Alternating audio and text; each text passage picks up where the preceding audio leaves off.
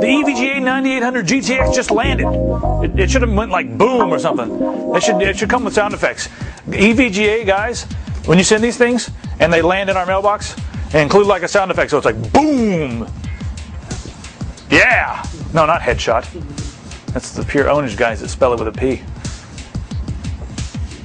That's what I say about you guys. You guys got a juvenile tongue stick out. All right, then back to the story at hand.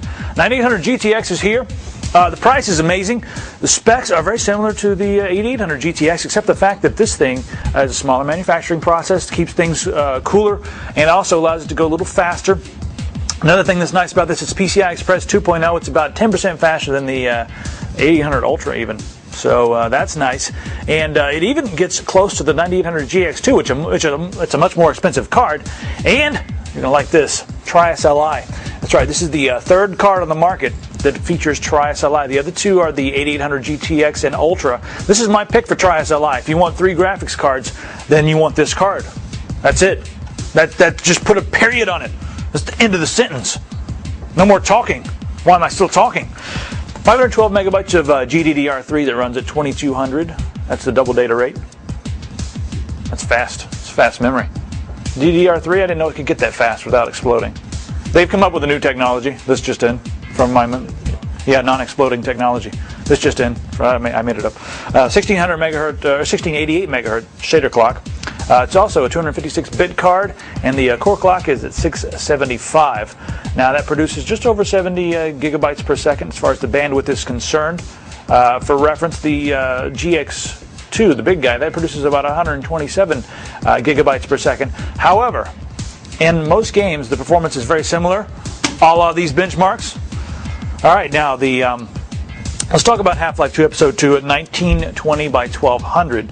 Now these are not benchmarks from this EVGA I'm holding in my hand. I must preface by saying that this is a benchmark from the spec NVIDIA. It's basically the same thing, though, same benchmarks all the way around.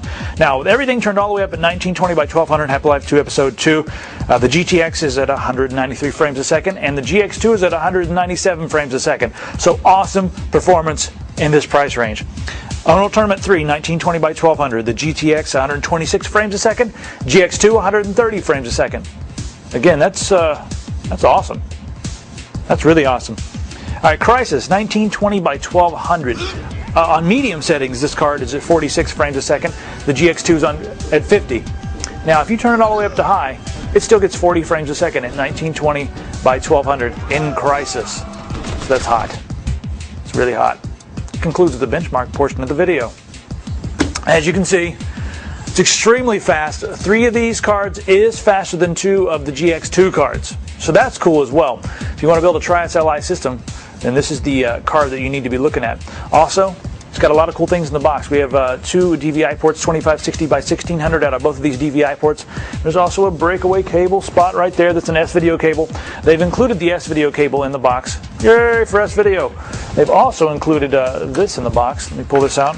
All right, this is a breakaway cable that gives you, that's a component, right? It better be component because I said it. 2 of these in the box.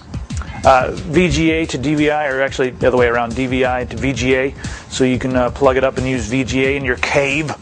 You're still using a CRT. Shame on you guys.